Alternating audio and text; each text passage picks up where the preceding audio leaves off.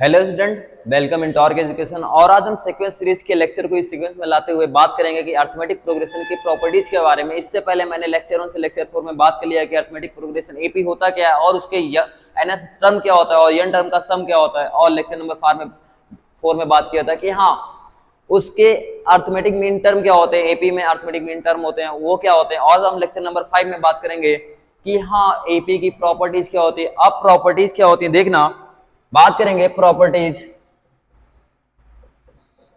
के बारे में बात करेंगे, properties of AP.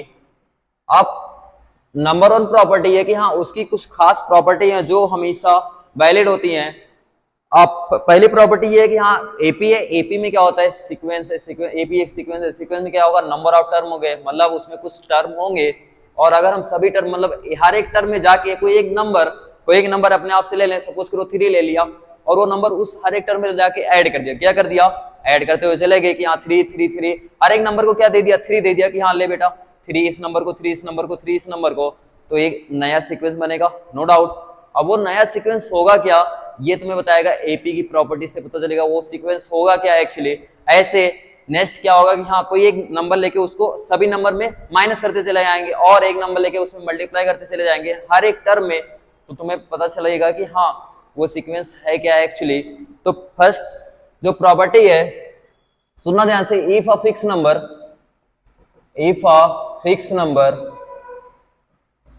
Is add करें और सब्ट्रैक्ट टर्म इज, या माइनस करें, सब्ट्रैक्टेड, कहां करेंगे, कहां ऐड करेंगे, इन ईच टर्म, मतलब हर एक टर्म में, किसमें, given AP, in each term of A given AP. अगर कोई एपी गिवन है, उसके हर एक टर्म में कोई एक फिक्स नंबर ले जाके ऐड कर दिया या सेपरेट कर दिया, देन रिजल्टिंग सीक्वेंस, जो रिजल्टिंग सीक्वेंस होगा, इज आल्सो एन एपी, क्या होगा, is also an AP and with, या ऐसे लिखता है and common difference remains same. क्या बता रहा है कि हाँ, जो रिजल्टिंग सीक्वेंस होगा वो क्या होगा कि एपी होगा और उसका कॉमन डिफरेंस सेम रहेगा। मतलब जो पहले वाले एपी का कॉमन डिफरेंस था वही अब किसका होगा, वही जो रिजल्टिंग सीक्वेंस होगा उसका भी कॉमन डिफरेंस होगा। मतलब कॉमन डिफरेंस में कोई फर्क नहीं पड़ेगा अगर हम कोई एक फिक्स नंबर ऐड या सब्ट्रैक्ट कर रहे हैं। बात करते हैं कि यहाँ दिया गया है A1 A2 A3, ये क्या है, उस एपी के टर्म है, first term, second term, third term, fourth term and so on, nth term are in AP दिया गया। ये सीक्वेंस तुम्हें बताया गया है, ये सीक्वेंस एपी है, मतलब ये सीक्वेंस तुम्हें गिवन है। देन जो प्रॉपर्टी कहता है कि प्रॉपर्टी क्या कह रहा है कि कोई एक फिक्स नंबर लेना पड़ेगा। बात कर लेते हैं फिक्स नंबर, क्या लेते हैं अपन, लैम्डा ले लेते हैं। क्या ले लेते हैं, lambda.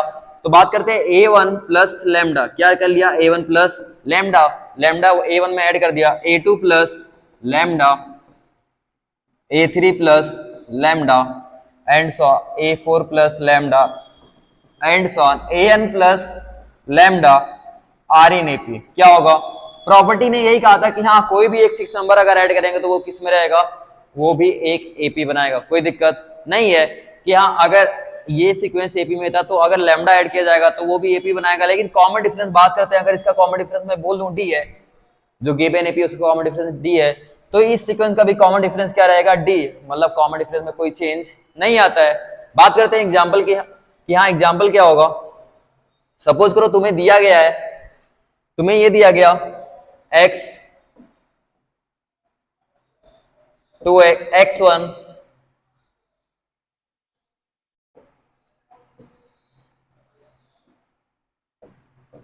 x1 x2 x3 x4 and so on are in AP. क्या दिया गया, are in AP and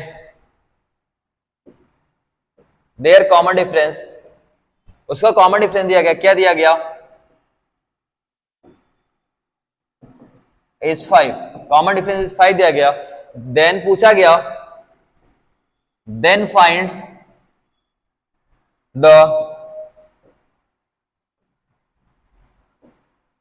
common difference of sequence x1 plus 10 comma x2 plus 10 comma x3 plus 10 and so on. इसका क्या दिया गया है कि x1 x2 x3 x4 क्या है एपी में, और उसका कॉमन डिफरेंस क्या है 5 है, उसका कॉमन डिफरेंस 5 है। तो नो डाउट अगर ये एपी में है तो इसका कॉमन डिफरेंस 5 है, तो पूछा गया इसका कॉमन डिफरेंस बताओ इस सीक्वेंस का x1 plus 10 x2 plus 10 x3 plus 10। उसने क्वेश्चन वाले ने दे रखा है कॉमन डिफरेंस बताओ, लेकिन हाँ ये तुम्हें पता है कि अगर ये एपी में है तो x1 plus 10 x2 plus x3 plus 10 मतलब किए क्या हो 10 एक नंबर उठाए और वो 10 नंबर सभी हर एक टर्म में ले जाके क्या कर दियो चिपका दियो, मतलब ऐड कर दियो, तो सीक्वेंस क्या रहेगा, ये सीक्वेंस भी क्या रहेगा एपी रहेगा। और इसका जो कॉमन डिफरेंस आएगा वो तुम्हें रटा है क्या आएगा भैया, जो पुराने वाले एपी का कॉमन डिफरेंस होता है वही रहेगा, क्या है 5। बस हम 5 पे टिक करके चले आएंगे, कुछ नहीं सॉल्व करना है, सिंपल है कि कॉमन डिफरेंस में कोई चेंज नहीं आता अगर कोई एक फिक्स नंबर ऐड या सब्ट्रैक्ट करते हैं, कोई दिक्कत नहीं है। पहली प्रॉपर्टी बहुत क्लियर होगी कि हाँ प्रॉपर्टी है क्या एक्चुअली। अब सेकंड प्रॉपर्टी की बात करेंगे, बात कर रहे थे कि हाँ अभी क्या किए हैं कि एक फिक्स नंबर लिए हैं और उसको ऐड या सब्ट्रैक्ट किए हैं। अब सेकंड प्रॉपर्टी में बात करेंगे कि हाँ उसी नंबर को उठा के क्या करेंगे मल्टीप्लाई करेंगे, तो एपी में क्या चेंज आएगा। सेकंड प्रॉपर्टी बात करते हैं, इफ अ फिक्स नंबर, और फिक्स नंबर अब तुम्हें पता है क्या है lambda is multiplied in each term of an AP, then resulting sequence is also an AP, is also an AP। क्या बताया कि हाँ अगर मैं किसी एक फिक्स नंबर से मल्टीप्लाई करता हूं तो उसका रिजल्टिंग सीक्वेंस क्या होगा, वो एक एपी बनाता है, कोई दिक्कत नहीं एपी बनाता है, क्या कॉमन डिफरेंस सेम रहेगा, नहीं कॉमन डिफरेंस सेम नहीं रहता है। तो होता क्या एक्चुअली कॉमन डिफरेंस बात करते हैं कि दिया गया तुम्हें a1 comma a2 comma a3 and so on an minus 1 comma an are in AP, और इसका कॉमन डिफरेंस लिखा गया है C D equal to D. क्या लिखा गया है, ये कोई एपी है और इसके कितने टर्म है एन टर्म दे रखा है और इसके कॉमन डिफरेंस क्या दे रखा है डी, कॉमन डिफरेंस डी ही है। बात करते हैं कि हाँ क्या बोला गया एक फिक्स नंबर लैम्डा से मल्टीप्लाई कर दिया गया, then a1 lambda a2 lambda a3 lambda and so on an minus 1 lambda in an lambda. ये क्या होंगे, ये भी एपी बनाएंगे क्योंकि वो बता रखा था प्रॉपर्टी की अगर कोई एक फिक्स नंबर से मल्टीप्लाई या डिवाइड करते हैं, मतलब मल्टीप्लिकेशन और डिवीजन एक ही बात है एक्चुअली, तो वो क्या होगा वो एक एपी रहेगा, लेकिन कॉमन डिफरेंस क्या सेम रहेगा, नहीं बिल्कुल नहीं, मल्टीप्लाई करने पे कॉमन डिफरेंस सेम नहीं रहता, ये याद रखना है कि मल्टीप्लाई करने पे कॉमन डिफरेंस सेम नहीं है। तो कॉमन डिफरेंस होगा क्या, याद करना कि इसका कॉमन डिफरेंस होगा जो गिवन एपी है उसके कॉमन डिफरेंस का लैम्डा टाइम जिससे मल्टीप्लाई किया गया उसका लैम्डा टाइम्स ये नई सीक्वेंस का कॉमन डिफरेंस है, क्या है नई सीक्वेंस का common difference lambda into D, मतलब उतने ही टाइम मल्टीप्लाई हो जाएगा उसके कॉमन डिफरेंस में। अच्छा तो बात करते हैं कि तुमको दिया गया है, एग्जाम्पल की बात करते हैं, दिया गया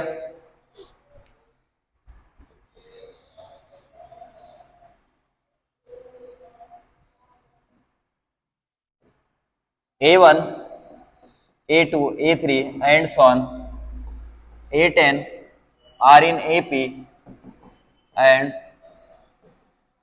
their common difference is -4। क्या दिया गया, common difference is -4, then find the common difference of a1 upon 3 a2 upon 3 a3 upon 3 and so on a10 upon 3। क्या बताया गया है कि a1 a2 a3 and an AP में है और उनका कॉमन डिफरेंस क्या है -4 गिवन है, क्या गिवन है -4 गिवन है। तो बात करना है कि हाँ किसका कॉमन डिफरेंस निकालना है, a1 upon 3 a2 upon 3 a3 upon 3 a10 upon 3। किए क्या हो जो सीक्वेंस दे रखा था वो AP था एक्चुअली, और उसमें किए क्या हो कि 1/3 एक नंबर उठाया या 3 से डिवाइड बोल देते हैं या 1/3 एक नंबर है और नंबर से मल्टीप्लाई कर दिया, क्या कर दिया उस नंबर से मल्टीप्लाई कर दिया। तो लैम्डा की वैल्यू तुम क्या बताओगे 1/3, लैम्डा की वैल्यू वो फिक्स नंबर है क्या एक्चुअली 1/3, और अगर उससे मल्टीप्लाई करते हैं तो ये जो सीक्वेंस आया है ये सीक्वेंस क्या बनाएगा एपी बनाएगा, अगर ये एपी बना रहा तो इसका कॉमन डिफरेंस होगा, और कॉमन डिफरेंस अभी बताया था कि हाँ जो पुराने एपी जो गिवन एपी है उसका कॉमन डिफरेंस का लैम्डा टाइम्स हो जाता है, मतलब जिस नंबर से मल्टीप्लाई किए उसी नंबर से ले जाके कॉमन डिफरेंस में मल्टीप्लाई कर दो, कोई दिक्कत है नहीं। तो उसी जो कॉमन डिफरेंस आएगा वो क्या होगा, lambda means lambda into D, lambda की वैल्यू है 1/3, कॉमन डिफरेंस था -4, आंसर क्या आएगा -4/3। तो हमें ये कभी नहीं सॉल्व करना पड़ेगा कि वो सीक्वेंस आता क्या है एक्चुअली। तो प्रॉपर्टी का फायदा यही है कि अगर हमें प्रॉपर्टी याद है तो हमें कभी वो सीक्वेंस निकालना नहीं पड़ता है, यहाँ सीक्वेंस निकाल के second term minus first term करेंगे और कॉमन डिफरेंस बताएंगे, हम डायरेक्टली बता सकते हैं कि कॉमन डिफरेंस क्या होगा। तो हमें प्रॉपर्टी का फायदा मिलेगा जरूर, ऐसा नहीं है कि यहाँ प्रॉपर्टी पढ़ेंगे और उसका यूज कहीं नहीं करेंगे।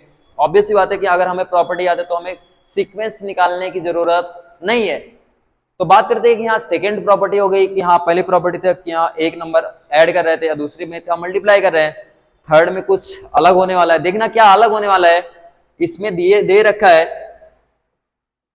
थर्ड प्रॉपर्टी में क्या दे रखा है, इसमें एक सीक्वेंस नहीं है, कितने सीक्वेंस है, 2 सीक्वेंस है। और सीक्वेंस कौन से सीक्वेंस होंगे तुम्हें पता होगा, एपी होगा। क्या होगा, एपी होगा, मतलब 2 एपी है। सपोज करो A1 A2 सॉरी हाँ A1 A2 A3 and so on AN-1 AN are in AP, और इसका कॉमन डिफरेंस दे रखा है, इसका कॉमन डिफरेंस दे रखा है D1। क्या दे रखा है, D1। ये एक एपी है और इसका कॉमन डिफरेंस दे रखा है D1, और कोई दूसरा सीक्वेंस है B1, B2, B3 and so on Bn-1 Bn are in AP। ये भी AP में है और इसका कॉमन डिफरेंस दे रखा है CD इक्वल टू D2। इसका कॉमन डिफरेंस क्या दे रखा है, CD इक्वल टू D2। तो अब करेंगे क्या, प्रॉपर्टी क्या है कि अगर कभी भी 2 एपी दे रखा है तो अगर हम उसके करेस्पॉन्डिंग टर्म मतलब फर्स्ट टर्म को फर्स्ट टर्म से, मतलब फर्स्ट एपी के फर्स्ट टर्म को सेकंड एपी के फर्स्ट टर्म से ऐड करें, और यही चीज हम लगातार कंटिन्यू करते रहे कि सेकंड टर्म को सेकंड टर्म से और थर्ड टर्म को थर्ड टर्म से और लास्ट टर्म को लास्ट टर्म से ऐड करें, तो एक सीक्वेंस प्राप्त होगा। वो जो सीक्वेंस मिलेगा वो फिर क्या होगा, फिर से एक एपी होगा, कोई दिक्कत नहीं है। वो सीक्वेंस क्या होगा, वो फिर एक एपी होगा, और क्या कॉमन डिफरेंस सेम रहेगा, देखते हैं कॉमन डिफरेंस सेम रहेगा कि नहीं रहेगा। पहले लिख लेते हैं, then A1 plus B1 comma A2 plus B2 comma A3 plus B3 and so on AN plus BN are also in AP and their common difference equal to common difference होगा क्या, कॉमन डिफरेंस कुछ नहीं होगा। अगर तुमने किया क्या है कि हाँ दोनों के करस्पॉन्डिंग टर्म को ऐड किया, क्या किया है, ऐड किया, तो उनके कॉमन डिफरेंस भी क्या हो जाएंगे, ऐड हो जाएंगे। मतलब जैसे टर्म में फॉलो होगा जो कंडीशन जो तुम टर्म के साथ करोगे वही कॉमन डिफरेंस के साथ करना पड़ेगा। मतलब अगर टर्म से ऐड किया है तो कॉमन डिफरेंस से ऐड कर दोगे, मतलब कॉमन डिफरेंस क्या होगा, D1 प्लस D2। कोई दिक्कत नहीं है, पहला रिजल्ट है इसका कि अगर 2 सीक्वेंस दे रखे हैं तो इनका कॉमन डिफरेंस क्या होगा, D1 प्लस D2। कोई दिक्कत नहीं है। फिर बात करते हैं कि हाँ 2 ही सीक्वेंस दे रखा है, इसमें और क्या क्या कर सकते हैं, हम उनके करस्पॉन्डिंग टर्म को माइनस कर सकते हैं कि हाँ A1 minus B1 A2 minus B2। तो क्या वो सीक्वेंस क्या होगा, हाँ वो सीक्वेंस भी क्या होगा, A1 minus B1 comma A2 minus B2 A3 minus B3 and so on AN minus BN। ये भी क्या बनाएंगे, ये भी AP में होंगे, और इनका कॉमन डिफरेंस क्या होगा, सुनते रहना, इनका कॉमन डिफरेंस क्या होगा, तुमने किया क्या है, मैंने अभी भी बताया कि हाँ जो चीज हम नंबर के साथ मतलब टर्म के साथ करेंगे वही चीज कॉमन डिफरेंस के साथ करेंगे। अच्छी बात है। तो कॉमन डिफरेंस के साथ नंबर के साथ किया हो, नंबर के साथ किया हो कि फर्स्ट टर्म से फर्स्ट टर्म को माइनस किया हो, तो कॉमन डिफरेंस में क्या करोगे, D1 से D2 माइनस करोगे। हाँ एक बात यहाँ पे याद रखना कि एडिशन में D1 प्लस D2 करो या D2 प्लस D1 करो, कोई फर्क नहीं पड़ता, लेकिन डिफरेंस करने में एक चीज का याद रखना कि अगर जिस सीक्वेंस मतलब फर्स्ट एपी से सेकंड एपी माइनस किया तो कॉमन डिफरेंस में भी फर्स्ट कॉमन डिफरेंस से सेकंड कॉमन डिफरेंस माइनस होगा। इस बात का ख्याल रखना, नहीं तो तुम्हारा आंसर कॉमन डिफरेंस नेगेटिव में आ जाएगा। कोई दिक्कत नहीं है, बस इतना ही याद रखना है। यहाँ पे ये बात है याद रखना कि स्टार बना दे रहा हूं कि हाँ याद करने वाली बात यहाँ पे है कि हाँ अगर A1 से B1 माइनस किया तो D1 से D2 माइनस होगा, और कोई बात नहीं है। और देखते हैं कि और क्या हो सकता है इसमें, ठीक है। इसी को थोड़ा सा और जनरलाइज करते हैं कि है क्या एक्चुअली यह, एक्चुअली ये है कि अगर A1 फर्स्ट सीक्वेंस, अगर मैं A1 प्लस लैम्डा B1 क्या किया हूं, ये कोई बताएगा? फर्स्ट टर्म है और सेकंड एपी का सेकंड टर्म में एक नंबर से पहले मल्टीप्लाई किया, फिर उसको ले जाके फर्स्ट एपी के फर्स्ट टर्म से ऐड किया। क्या किया है? A1 प्लस लैम्डा B1, और वही चीज जो फर्स्ट टर्म के साथ किया वही सेकंड टर्म के साथ किया, मतलब A2 plus lambda B2 comma A3 plus lambda B3 and so on AN plus lambda BN। अब तो समझ में आएगा हो क्या रहा है? हो ये रहा है कि अगर मैं सीक्वेंस में A1 प्लस लैम्डा, मतलब सेकंड टर्म सेकंड एपी के हर एक टर्म में एक नंबर से मल्टीप्लाई करके उसको फर्स्ट एपी के हर एक टर्म से ऐड करते चला गया, तो वो सीक्वेंस फाइनली होगा क्या? वो सीक्वेंस फिर से एपी होगा। कैसे होगा अभी बताऊंगा कि वो सीक्वेंस फिर से एपी होगा, और उसका कॉमन डिफरेंस, सुनते रहना, कॉमन डिफरेंस अभी भी बताया था कि जो टर्म के साथ करते हैं वही कॉमन डिफरेंस के साथ करते हैं। अच्छा, किए क्या हो? फर्स्ट टर्म में कुछ नहीं किया हो, बस सेकेंड एपी के टर्म में क्या किया? पहले लैम्डा से मल्टीप्लाई किया, तो मतलब पहले वो उसके कॉमन डिफरेंस में लैम्डा से मल्टीप्लाई करना पड़ेगा, मतलब अब लैम्डा D2 होगा, और फिर ऐड किया तो हो जाएगा common difference D1 plus lambda D2। क्या हो जाएगा? D1 plus lambda D2। तो तुम्हें समझ में आया कि हाँ, ऐसी भी बहुत सारे क्वेश्चन होते हैं कि डायरेक्ट हमें प्रॉपर्टी से देख के बता दिए जाते हैं कि हाँ इसका कॉमन डिफरेंस ये आएगा। वो बिल्कुल ऑब्जर्वेशन बेस होते हैं कि हाँ ऑब्जर्वेशन बेस मतलब हुआ हो ये रहा है कि ऐसे ऐसे किया गया होगा तो कॉमन डिफरेंस ये आएगा, कोई दिक्कत नहीं है। तो मैंने थर्ड प्रॉपर्टी के बारे में बात किया कि थर्ड प्रॉपर्टी में दो एपी होते हैं, और दोनों एपी में उनके साथ क्या किया जाता है? या तो ऐड किया जाएगा दोनों एपी को, या तो सेपरेट किया जाएगा, या तो पहले किसी एपी में किसी नंबर से मल्टीप्लाई करके तब ऐड किया जाएगा। अब बात करते हैं सर, ठीक है, दो एपी था, उसमें ऐड करने पे तो वो एपी बना रहा है, क्या मल्टीप्लाई करने पे भी कोई सीक्वेंस बनाएगा? तो बेटा अगर हम दो एपी लेते हैं और उसको हम मल्टीप्लाई करते हैं या डिवाइड करते हैं उनके करस्पॉन्डिंग टर्म को, तो वो कोई भी सीक्वेंस नहीं बना, जनरली एपी तो नहीं बनाता है, और कोई सीक्वेंस नहीं बनाता है जो हमारे सिलेबस में ना एपी ना जीपी ना एचपी। तो हम मल्टीप्लाई करने वाला कोई प्रॉपर्टी है नहीं कि हाँ मल्टीप्लाई करने पे वो कोई सीक्वेंस बनाता नहीं है, इसलिए मल्टीप्लाई करने वाली कोई प्रॉपर्टी नहीं है। और कुछ छोटी छोटी प्रॉपर्टी देख लेते हैं, इससे पहले मैंने बात कर लिया, लेकिन हाँ इसको कंटिन्यू करते हुए प्रॉपर्टी देख लेते हैं। बात करते हैं if A1, A2, A3 and so on AN-1 AN are in AP में है, अगर ये एपी में है देन क्या होगा? A1 प्लस AN, मतलब फर्स्ट टर्म स्टार्टिंग से फर्स्ट टर्म और लास्ट से फर्स्ट टर्म का समेशन, मतलब सम स्टार्टिंग से सेकेंड टर्म और लास्ट से सेकेंड टर्म का sum equal to A3 plus AN-2। ये नंबर इक्वल होते हैं, और ये नंबर किसके इक्वल होता है? एक कांस्टेंट नंबर होता है। क्या होता है? एक कांस्टेंट नंबर होता है कि अगर मैं A1 A2 A3 इस नंबर को, ये एपी में है तो मैं स्टार्टिंग से फर्स्ट टर्म और लास्ट से अगर मैं फर्स्ट टर्म को ऐड करूं और फिर स्टार्टिंग से सेकंड और लास्ट से सेकंड टर्म को ऐड करूं, तो उनका सम क्या आएगा? इक्वल आएगा। मींस A1 प्लस AN, A2 plus AN-1, A3 plus AN-2, ये क्या होते हैं? कांस्टेंट होते हैं। कोई दिक्कत नहीं है, इसका भी यूज करेंगे हम आगे चल के। और फिफ्थ प्रॉपर्टी बहुत छोटी सी प्रॉपर्टी है, इफ तीन नंबर दिया गया, तीन number A, B, C are in AP, क्या दिया गया? आर इन एपी, अगर कोई भी तीन नंबर एपी में है तो बताते हैं कि then 2B equal to A plus C. क्या बताते हैं? 2B equal to A plus C means middle का 2 times equal to first and third term A plus C होता है। 2B इक्वल टू ऐसे रटा होता है कि हाँ बहुत सारे क्वेश्चन तीन ही नंबर में देते हैं, बोलते हैं कि या तीन नंबर एपी में तो क्या करना होगा, तो हमें ये करना होता है कि बीच वाले का डबल करके फर्स्ट और लास्ट टर्म को ऐड कर देते हैं, तो वो वैल्यू होता है किसके लिए? एपी के लिए। कोई बात नहीं है। एक और प्रॉपर्टी है, 6 प्रॉपर्टी है। बात करते हैं कि हाँ कभी कभी क्वेश्चन दे रखा होता है कि हाँ तीन नंबर दे दिया जाएगा कि उसमें किस कोई एपी है, उसमें तीन टर्म का सम ये है, तीन टर्म का सम दे रखा होगा या चार टर्म का सम, मतलब इवन नंबर ऑफ टर्म का सम दे रखा होगा। क्या दे रखा होगा? इवन नंबर ऑफ टर्म का सम दे रखा होगा, या तो ऑड नंबर टर्म का सम दे रखा होगा। तो अगर कभी भी हमें ऑड नंबर ऑफ टर्म मानने पड़े, किसमें? एपी में, किसमें? Odd number of term suppose करने पड़े या even number of term suppose करने पड़े, अगर हमें अपने आप से लेने पड़ेंगे इवन नंबर ऑफ टर्म, तो हम ऐसे नहीं मानेंगे क्या A plus D, A plus 2D, A plus 3D, ये टर्म नहीं मानते कि तीन टर्म उठा लिए। उसमें कुछ खास बात होता है कि वो तुम्हें देगा कि हाँ 3 टर्म का सम क्या है, 3 टर्म का सम देगा, मतलब या तो इवन नंबर ऑफ टर्म का सम क्वेश्चन वाला दे रखा होगा या तो ऑड नंबर ऑफ टर्म का सम दे रखा होगा। तो करेंगे क्या, तो अगर हमें 3 टर्म मानने, कितने टर्म मानने, 3 टर्म मानने, मतलब ऑड नंबर ऑफ टर्म माने किसी एपी में, तो हम नंबर ऑफ टर्म क्या मानते हैं,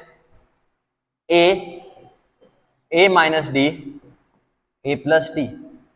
3 टर्म क्या मानेंगे, अभी वो ऐसे नहीं मानेंगे A1 A2 A3, ऐसे नहीं मानते ना, ए प्लस डी, ए प्लस 2D, ऐसा कुछ भी नहीं मानते। हम मानते क्या है, हम ये टर्म मानते हैं, ए माइनस डी, ए प्लस डी। अब क्यों मानते हैं वो अभी क्वेश्चन में समझेंगे कि ऐसा क्यों माना गया, क्योंकि वो क्वेश्चन वाले ने दे रखा था कि सम ऑफ दीस 3 टर्म, मतलब उन 3 टर्म का सम दे रखा होता है, तो वहां से डायरेक्टली ए मिल जाता है, मतलब फर्स्ट टर्म मिल जाता है। वो भी क्वेश्चन में समझ में आएगा। अभी के लिए याद रखो कि अगर कभी भी 3 टर्म मानना होगा तो क्या मानोगे, ए माइनस डी, ए और ए प्लस डी, जहां ए क्या है, ये तो तुम्हें समझ आता है कि टर्म है, फर्स्ट टर्म है, और ए प्लस, ए और डी क्या है, कॉमन डिफरेंस होगा उस सीक्वेंस का। और अगर बात करें कि फिफ्थ टर्म मानना होगा, ऑड नंबर ऑफ टर्म में फिफ्थ टर्म मानना होगा, तो मानेंगे ए माइनस 2D, ए माइनस डी, ए प्लस डी और ए प्लस 2D, कोई दिक्कत नहीं है। अब अगर 5 टर्म मानेंगे तो ये टर्म मानेंगे, ऐसे अगर 7 टर्म मानेंगे तो ए माइनस 3D, ए माइनस 2D, इस सीक्वेंस को फॉलो करते रहेंगे। मैक्सिमम क्वेश्चन में 3 टर्म का सम दिया होता है या तो 5 टर्म का सम दिया होता है।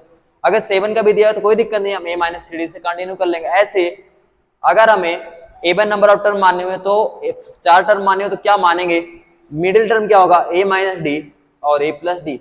याद रखना कि अगर इवन नंबर ऑफ टर्म है तो मिडिल में 2 टर्म आते हैं, उस दोनों टर्म क्या होंगे हमेशा, ए माइनस डी, ए प्लस डी। अब इनका कॉमन डिफरेंस देखो क्या आएगा, 2D, क्या आया, कॉमन डिफरेंस 2D आया, तो आगे वाला टर्म क्या होगा, ए प्लस 3D, और एक पीछे टर्म लिखते हैं ए माइनस 3D। तो कभी भी अगर अपने को 4 टर्म मानेंगे तो कौन से टर्म मानेंगे, ए माइनस 3D, ए माइनस डी, ए प्लस डी और ए प्लस 3D। ऐसे अगर हमें 6 टर्म मानी हो तो मिडिल में क्या मानोगे, मिडिल में बताए हो ए माइनस डी, ए प्लस डी मानोगे। फिर इनका कॉमन डिफरेंस क्या होता है, 2D, तो आगे 2D ऐड करोगे तो ए प्लस 3D, ए प्लस 5D, और इधर 2D माइनस करोगे तो ए माइनस 3D और ए माइनस 5D। तो ये प्रॉपर्टी 6 था कि हाँ अगर हमें कभी एपी में नंबर ऑफ टर्म माने हो कैसे इवन या ऑड, तो हम ये टर्म मानते हैं, और ये टर्म मान के हम क्वेश्चन को थोड़ा इजी वे में सॉल्व कर सकते हैं। अब आगे देखते हैं कि हाँ जो प्रॉपर्टी पढ़े हैं उस क्वेश्चन कैसे सॉल्व होते हैं, क्योंकि प्रॉपर्टी तो अच्छी बात है कि प्रॉपर्टी आ गया, हमें याद हो गया, लेकिन क्या उससे क्वेश्चन भी इजी वे में सॉल्व हो सकते हैं क्या, देखते हैं।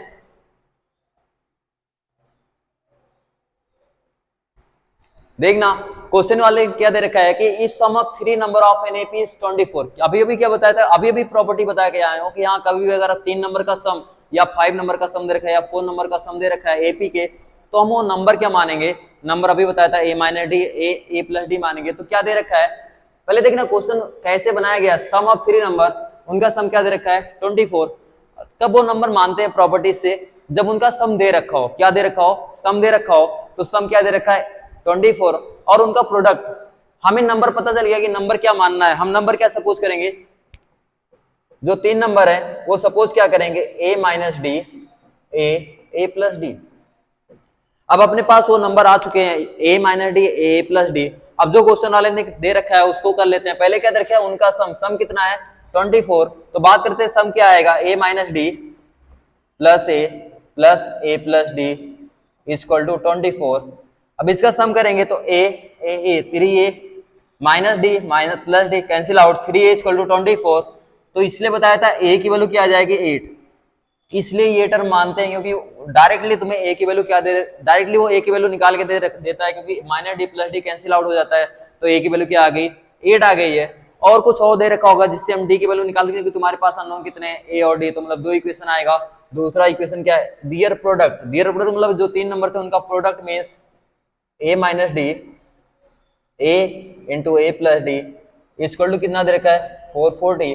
तो बात करते हैं a की वैल्यू मिल गई, a की वैल्यू क्या है 8, a की वैल्यू 8 यहाँ डाल देते हैं, 8 minus D 8 plus D equal to 440। 8 से कैंसिल आउट कर दो, 8 5 जा 40, 5 जा 40, 8 minus D 8 plus D equal to 55। a minus B into A plus B, A square minus B square, 8 square minus D square 20 55, 8 square 64 minus D square equal to 55। यहां से solve करेंगे तो D square equal to 9, तो D की value क्या आएगी plus minus 3।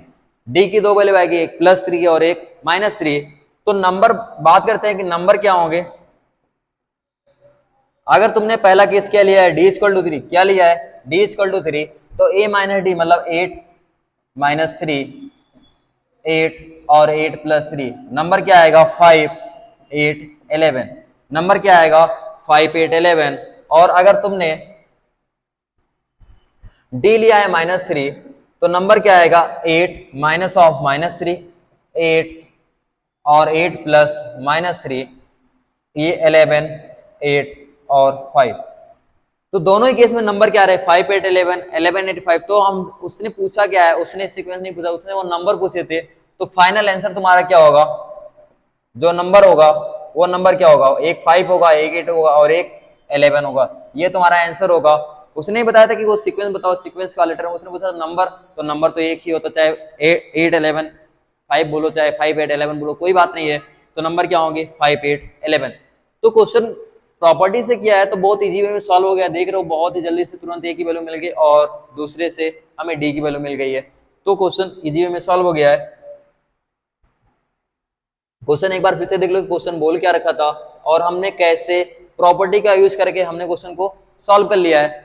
Next question देखते हैं क्या दे रखा है। क्वेश्चन वाले ने दे रखा है कि हाँ डिवाइड 32 कोई भी पार्ट है, 32 को सपोज करो 32 है,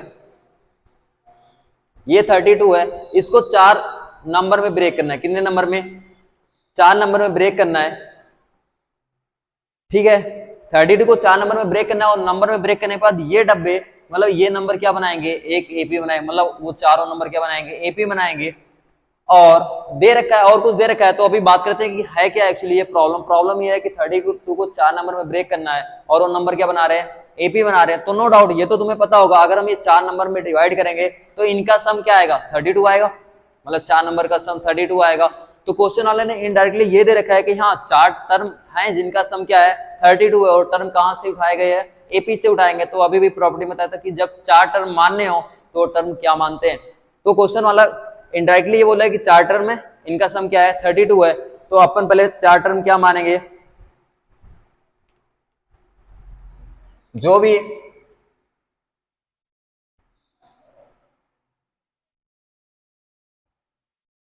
जो नंबर मानेंगे अपन कि वो जो जिस नंबर में ब्रेक कर रहे हैं वो नंबर क्या मानेंगे a minus 3d, a minus D, a plus D और a प्लस 3d। जो 4 नंबर मानेंगे वो नंबर क्या है a minus 3d, a minus D, a plus D और a प्लस 3d। और लगे हाथ ये भी कर लेंगे कि इनका सम क्या है, ये कहां से ब्रेक करके लाए हो, 4 जो 32 था उसको 4 पार्ट में डिवाइड किया 4 नंबर मान लिए a minus 3d, a minus ये, तो इनका सम क्या होगा 32 होगा। तो लगे हाथ ये भी कर लेते हैं कि हाँ इनका सम 32 कर लेते हैं। तो a minus 3d plus a minus D plus a plus D plus a plus 3d equal to 32। ये तो क्वेश्चन वाले ने दे रखा है कि 32 को 4 नंबर में ब्रेक करना था, उनका सम 32 ही आएगा, कोई प्रॉब्लम नहीं है। a 2a 3a 4a minus 3d minus d minus 4d d plus 3d plus 4d minus 4d plus 4d cancel out हो जाएगा 32। और ये तुम्हें पता है कि प्रॉपर्टी से वो नंबर चूज करने पे d हमेशा कैंसिल आउट ही हो जाएगा, इसलिए लेते ही हैं। तो ये इक्वल टू क्या आ जाएगा 8, a की वैल्यू क्या आ गई फिर से 8 आ गई है। और अभी तो a की वैल्यू है तो वो नंबर बताने थे, लेकिन a की वैल्यू तो आ गई तो d कहां से मिलेगा, क्वेश्चन वाले ने कुछ और दे रखा होगा, हमें तो d ऐसे मिलेगा नहीं। क्वेश्चन वाले ने दे क्या रखा है रेशियो, किसका रेशियो दे रखा है दो नंबर का रेशियो, मतलब दो नंबर को डिवाइड करना, कौन से नंबर इस प्रोडक्ट ऑफ स्ट्रीम, स्ट्रीम मतलब ये और ये जो चारों नंबर है स्ट्रीम में कौन बैठा हुआ है फर्स्ट और लास्ट, इनका प्रोडक्ट किससे रेशियो लेना है मींस मतलब जो बीच में बैठे हुए हैं, मतलब 4 नंबर है तो 2 किनारे किनारे बैठे होंगे और 2 बीच में बैठे होंगे, तो किनारे किनारे वाले का मल्टीप्लाई करके और बीच वाले को मल्टीप्लाई करके उनका अगर रेशियो लेंगे तो रेशियो कितना दे रखा है 7:15। तो दे क्या रखा है एक्चुअली ये दे रखा है a minus 3d a plus 3d upon a minus D upon a plus D equal to 7/15, ये दे रखा है। कि स्ट्रीम मतलब किनारे किनारे जो लास्ट में बैठे हुए और बीच में बैठे हुए उनका मल्टीप्लिकेशन 7/15 दे रखा है, और तुमने ए की वैल्यू क्या निकाल लिया 8, तो ए की वैल्यू 8 यहाँ चिपका देंगे, चिपकाने पे मतलब 8 माइनस 3d और 8 प्लस 3d हो जाएगा upon 8 minus D 8 plus D equal to 7/15। अब इसको सॉल्व करेंगे, फिर ये क्या बनेगा a minus B A plus B, A square minus B square में 64 minus 9d square upon 64 minus D square equal to 7/15। ये हो गया। अब इसको सॉल्व कर लेते हैं, 15 into 64 minus 15 into 9d square equal to 7 into 64 minus 7 into D square. कोई दिक्कत नहीं है। बात करते हैं सॉल्व करने का, कैसे सॉल्व होगा ये। डी स्क्वायर वाले टर्म को कंबाइन कर लो और नंबर वाले टर्म को कंबाइन कर लो, ये टर्म इधर ले आओ तो हो जाएगा या डी स्क्वायर 15 इंटू 9, 15 9 जा 135 D square minus 7d square equal to 15 into 64 minus 7 into 64। कोई दिक्कत नहीं है। मैं इस टर्म को इधर ले गया और टर्म को ले आया, तो ये क्या हो जाएगा 132 128d square 128d square equal to 64 into 15 minus 7 15 minus 7 8 होता है, 4 2 जा और 4 3 जा 32, 4 2 जा 2 से कैंसिल आउट होगा 16 16 4 जा डी स्क्वायर इक्वल टू क्या आ जाएगा 4। कैंसिल आउट करेंगे, कैलकुलेशन है, मैंने ये बता दिया कि हाँ इसका मल्टीप्लीकेशन का रेशियो 7:15 था, फिर ये कैलकुलेशन पार्ट है, कैलकुलेशन देख लेना एक बार ध्यान से। डी की वैल्यू क्या आएगी प्लस माइनस 2, तो डी की वैल्यू प्लस माइनस 2 आ गई, मतलब एक बार डी की वैल्यू 2 ले लेंगे और एक बार डी की वैल्यू माइनस 2, तो जो नंबर आएगा, नंबर की बात करते हैं, नंबर क्या आएगा। अगर मैंने डी की वैल्यू क्या रखा है 2, डी की वैल्यू 2 रखा और ए की वैल्यू क्या थी, ए की वैल्यू 8 थी, तो 8 माइनस 3d 3d इंटू 2 एक number, 8 minus D 8 plus D और 8 प्लस 3d, तो नंबर क्या आएगा, नंबर आएगा 8 माइनस 2 6 10 और 14। जो नंबर आएगा वो नंबर ये आएगा। अगर माइनस 2 लेंगे तो ये सीक्वेंस चेंज हो जाएगा, तो कोई प्रॉब्लम नहीं है। जो नंबर आ गया वो नंबर क्या है 2 6 10 और 14, मतलब इनका सम क्या आएगा, इनका सम तो आएगा 32 और इनके किनारे वाले नंबर को मल्टीप्लाई करने पे बीच वाले नंबर को मल्टीप्लाई करने, इनका रेशियो क्या आएगा 7:15, मतलब वही नंबर तो निकालने थे। तो ये एपी का क्वेश्चन हो गया है कि हाँ ऐसे ऐसे करने पे ये एपी का क्वेश्चन हो गया, और एपी की प्रॉपर्टी को यूज करके हमने क्वेश्चन को सॉल्व कर लिया है। और देखते हैं कि और क्या दे रखा है, find the sum of first 24 term, क्या दे रखा है। नेक्स्ट क्वेश्चन ये है कि हाँ एक और प्रॉपर्टी बताया था कि फर्स्ट और लास्ट टर्म को ऐड करते चले जाएं सेकंड और सेकंड से लास्ट टर्म को, तो उनका सम क्या होता है, एक कांस्टेंट नंबर आता है। तो उस प्रॉपर्टी से देखते हैं कि सम ऑफ फर्स्ट 24 टर्म, किसी एपी के फर्स्ट 24 टर्म का सम निकालना है। तो हमें अभी तक ये पता था कि अगर सम निकालना है तो या तो हमें क्या क्या पता होना चाहिए, फर्स्ट टर्म कॉमन डिफरेंस पता होना चाहिए, तो हम सम निकाल लेंगे, या फिर हमें अगर n टर्म का सम निकालना है तो फर्स्ट टर्म और लास्ट टर्म पता होना चाहिए। अगर कॉमन डिफरेंस नहीं दिया है तो फर्स्ट टर्म और लास्ट टर्म पता होना चाहिए, तो अब हम सम निकाल सकते हैं। दो तरीके थे, तो यहाँ पे देखो क्या दे रखा है, क्या वो फर्स्ट टर्म और कॉमन डिफरेंस दे रखा है, नहीं, और क्या फर्स्ट और लास्ट टर्म दे रखा है, वो भी नहीं दे रखा है। तो क्या दे रखा है, एक्चुअली दे रखा है कि A1 A2 A3 ये क्या है, एपी है, और इनके 24 टर्म मतलब 24 टर्म का सम निकालना है। और दे क्या रखा है, A1 A5 A10 A15 A20 A24, मतलब उसमें से उसने कुछ टर्म चूज किए हैं, कुछ टर्म चूज किए हैं और उनका सम दे रखा है, मतलब सारे टर्म का सम नहीं दे रखा है। वो पूछा है सारे टर्म का सम, लेकिन दे क्या रखा है, दे ये रखा है, क्या दे रखा है, A1 A5 A10 A15 A20 A24 इनका सम दे रखा है, मतलब बीच बीच में से कुछ टर्म उठाए और उनका सम बताया है कि 225 है। तो हमें बताना है कि हाँ उनके 24 सम का टर्म क्या है। तो पहले बात करते हैं सीक्वेंस था क्या, सीक्वेंस A1 था, A2 A3 A4 A5 and so on ले जाते हैं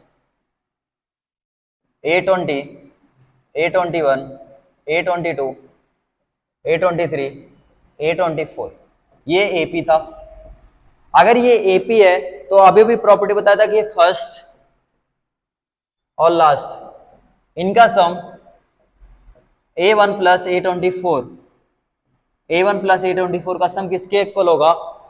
अगर स्टार्टिंग से इक्विडिस्टेंस, स्टार्टिंग से जितने टर्म को छोड़ के मतलब स्टार्टिंग से फिफ्थ टर्म ले रहे हैं और लास्ट से फिफ्थ टर्म ले रहे हैं तो इनका सम इक्वल होगा। तो A5 क्या दे रखा है? A5 और A20, इन दोनों टर्म का सम A5 प्लस A20 ऐसे इक्वल होगा किसके? A10 और A15, क्योंकि A10 और A15 क्या है? स्टार्टिंग और लास्ट से इक्विडिस्टेंस पे है तो इनका सम क्या होगा? इक्वल होगा। तो नो डाउट हम करेंगे कि हमें चाहिए क्या? हमें सम चाहिए था। सम में दो तरीके बताता है, A और D पता हो या तो फर्स्ट और लास्ट टर्म पता हो। तो अगर हमें A1 और A24 मिल जाए, A1 क्या है? फर्स्ट टर्म है, और A24 क्या है? लास्ट टर्म है, तो कोई दिक्कत नहीं है, हम सम निकाल लेंगे। तो क्या करेंगे? A5 और A20 को किससे रिप्लेस कर देंगे? A1 A24 को। A10 A15 को किससे रिप्लेस कर देंगे? A1 प्लस A24 को। तो ये तो प्रॉपर्टी का पार्ट है। ये लाइन यहां तक मैंने प्रॉपर्टी को यूज किया। अब क्वेश्चन से उठाते हैं। क्वेश्चन ने क्या दे रखा है? A1 ये दे रखा है, तो मैं इसको थोड़ा सीक्वेंस में लिखूंगा। A1 plus A24 plus A5 plus A20 plus A10 plus A15 equal to 2 to 5। मैंने बस किया गया क्वेश्चन से मैंने टर्म को आगे पीछे कर लिया है, तो सब में कोई फर्क पड़ेगा नहीं। A1 और A24 चाहिए तो इसको तो हम ऐसे रखे रहेंगे, इसमें कोई चेंज नहीं करेंगे। A5 प्लस A20 भी क्या लिख देंगे? A1 प्लस A24 प्लस इसको भी क्या लिख देंगे? A1 plus A24 equal to 225। तो no doubt A1 plus A24 ये ब्रैकेट कितने टाइम ऐड हुआ? 3 टाइम। तो 3 time A1 plus A24 equal to 225। तो A1 प्लस A24 की वैल्यू क्या आ जाएगी? 225 अपॉन 3, 3 से बन जाओ 75। क्या आ गया? हमें क्या मिल गया है? A1 प्लस A24 की वैल्यू 75। इक्वेशन 1 बोल दिया। तो अभी तुम्हें मिला क्या है? जो सीक्वेंस एपी है उसके फर्स्ट और लास्ट टर्म का सम मिल गया है। तो क्या कोई फार्मूला हमने पढ़ रखा है कि हाँ किसी एपी के सम का फार्मूला जो फर्स्ट और लास्ट टर्म के टर्म में हो? तो हमने पढ़ रखा था S N equal to n/2 A1 प्लस AN। ये सेकेंड फार्मूला मैंने बताया था कि हाँ किसी एपी के n टर्म का सम क्या होता है? n/2 A1 और AN। A1 क्या है? जितने टर्म का सम निकालना। अगर n टर्म का सम निकालना है तो फर्स्ट टर्म और nth टर्म ले लेंगे तो आ जाएगा। तो हमें कितने टर्म का सम निकालना है? क्वेश्चन ने बोला था यस 24, ये हो जाएगा 24/2 A1 प्लस A1 रहेगा, n की वैल्यू क्या है? 24, और तुमने A1 प्लस A24 की वैल्यू क्या बताई है? 75। तो आंसर क्या आएगा? ये 12 इंटू 75। तो हमें सम तो मिल गया आसानी से कि हाँ बिना A निकाले बिना D निकाले हमने प्रॉपर्टी यूज करके उसके 24 सम का 24 टर्म के सम को दे दिया है। अब एपी में मैंने बहुत सारी बातें कर ली। अब नेक्स्ट लेक्चर में हम बात करेंगे ज्योमेट्रिक प्रोग्रेशन। किसकी बात करेंगे? एपी हो गया, अब बात करेंगे ज्योमेट्रिक प्रोग्रेशन, फिर जीपी उसका एन टर्म, उसके एन टर्म का सम और इनफाइनाइट टर्म का सम और ज्योमेट्रिक मीन, इसके बारे में बात करेंगे। तब तक ये लेक्चर आराम से देखना, और जो भी क्वेश्चन में डाउट हो जरूर कमेंट बॉक्स में बताना है कि हाँ यहाँ पे प्रॉब्लम हो रही है। उस प्रॉपर्टी को मैं फिर से एक बार ट्राई करूंगी समझाने के लिए। तब तक के लिए गुड बाय।